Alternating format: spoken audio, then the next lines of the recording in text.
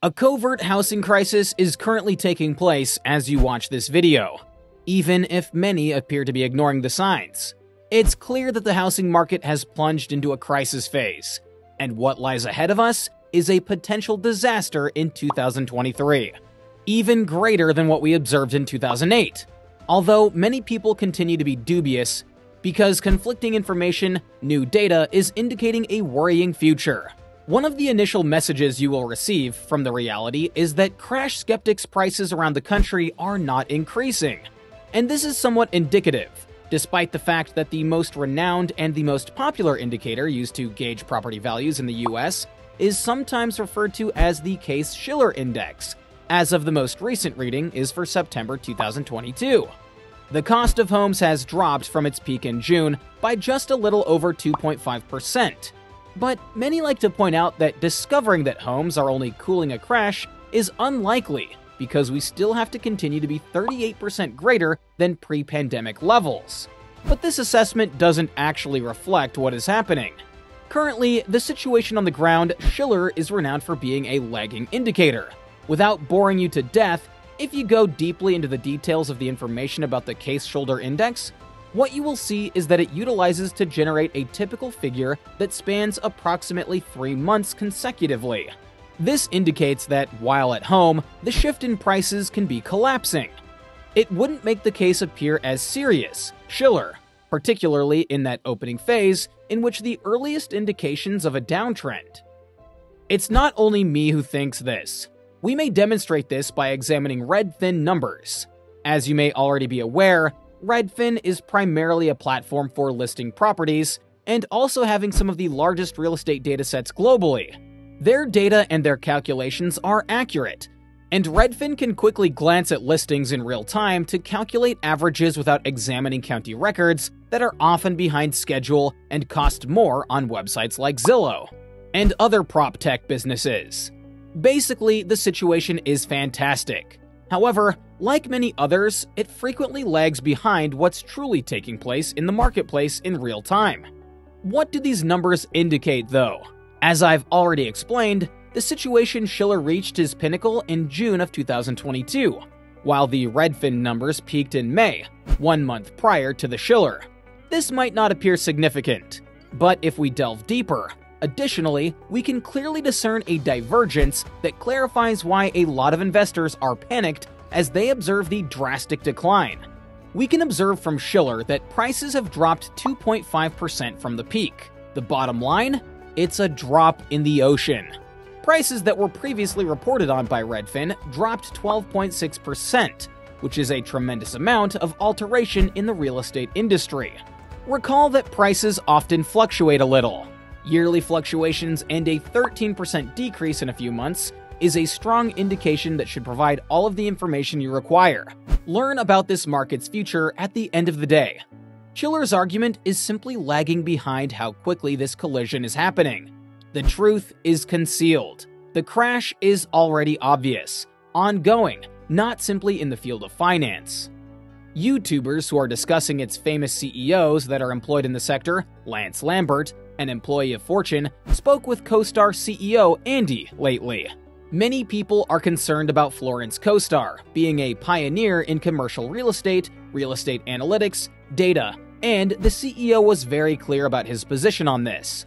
Market experts are citing those who consider that a 10% decline in property values, a 20-degree drop in reality or dream is more. You are at ease having an institution after institution making comparable remarks. KPMG, one of the most significant and reputable accountancy enterprises in the nation, only yesterday stated that they anticipate the supposed Shiller loses 20 points by the fourth and third quarter of 2023. Now, do keep in mind that these are national averages in the markets that are pumped up. The harm will be far greater. For instance, Boise, Idaho was the market that is likely most overvalued in the US prices that have increased since the pandemic, which has already lost over 20% of its value. Despite the decline in the national average by these same percentages, just 13%.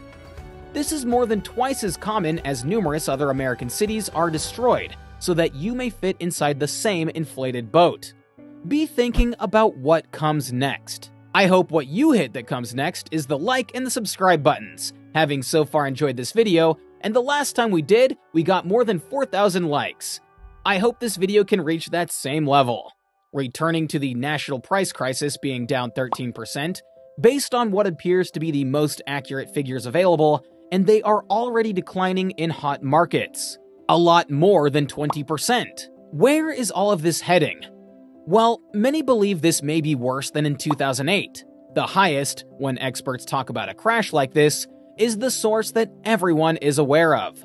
The housing market fell in 2008 because negative loans famously portrayed in the infamous film The Big Short. Briefly and basically, what happened is, if loans became too simple to obtain, ownership soared, but not always in a positive way. With their earnings, many people were purchasing and did not correspond to the debt that they were inheriting, and on top of that, new subprime markets permitted individuals to leap into loans that have teaser rates, fabricating the appearance of affordability. The subprime mortgage crisis caused market explosion, followed quickly by housing, got into a protracted downward spiral, along with the entire economy.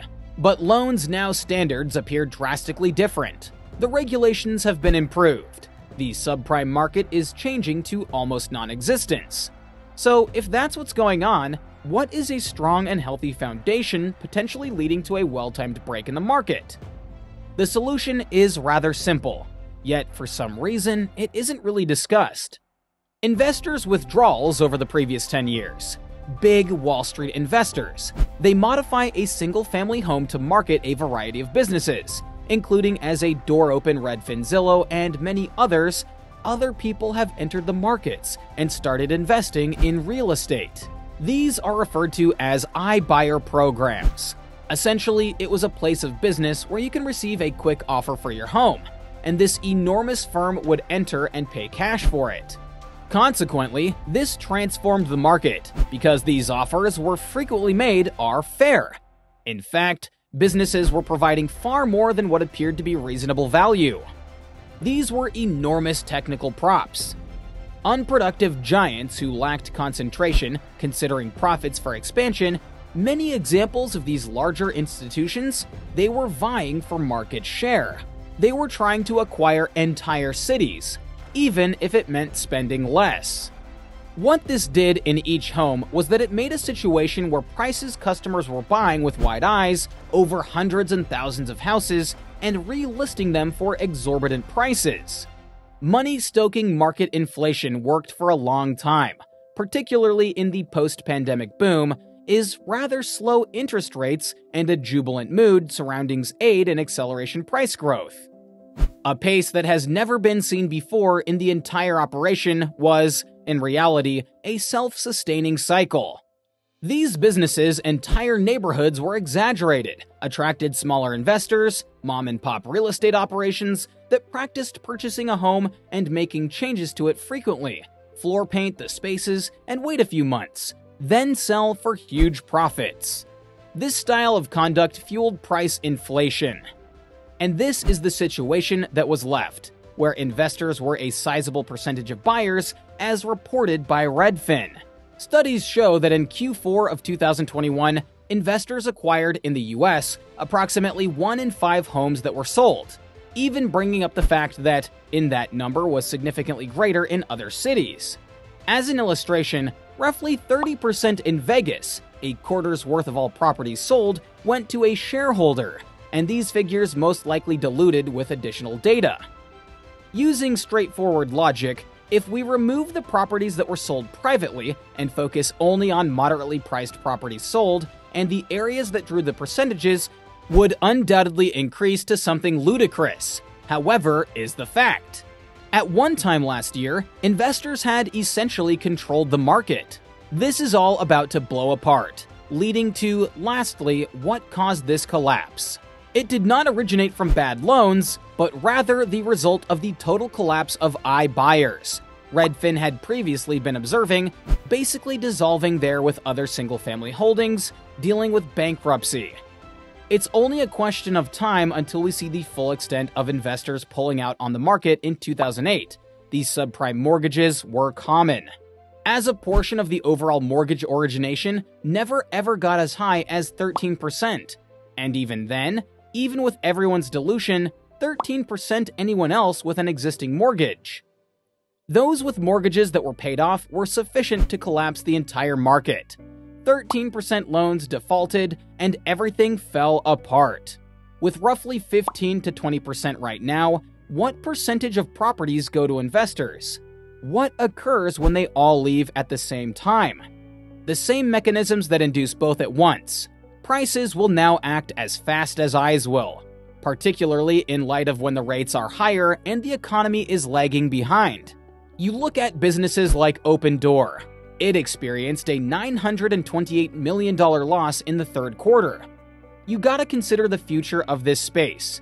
According to many, the business is in danger of going bankrupt. It's simple to understand why this post by Kevin Magna concisely expresses the issue in one take in these San Francisco suburbs.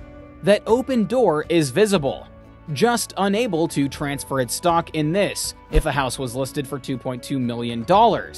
And today, almost 6 months later, still available with a discount, this is only a fraction of the approximately $500,000. Multiply this scenario by one deal. You can see thousands of additional instances. Precisely why numerous people query how many months this business has departed and what percentage of the total industry suffer if they liquidate when they slash. Regardless of the circumstances that we are in for 2023, it will be intriguing as I acquire and investors withdraw from real estate after record-breaking price declines are grateful. Thanks for watching as usual, everyone. Please do remember to hit that like and subscribe button. Please leave your comments down below. I'm interested in hearing from anyone who sold their home to a buyer's eye in 2021 or 2022.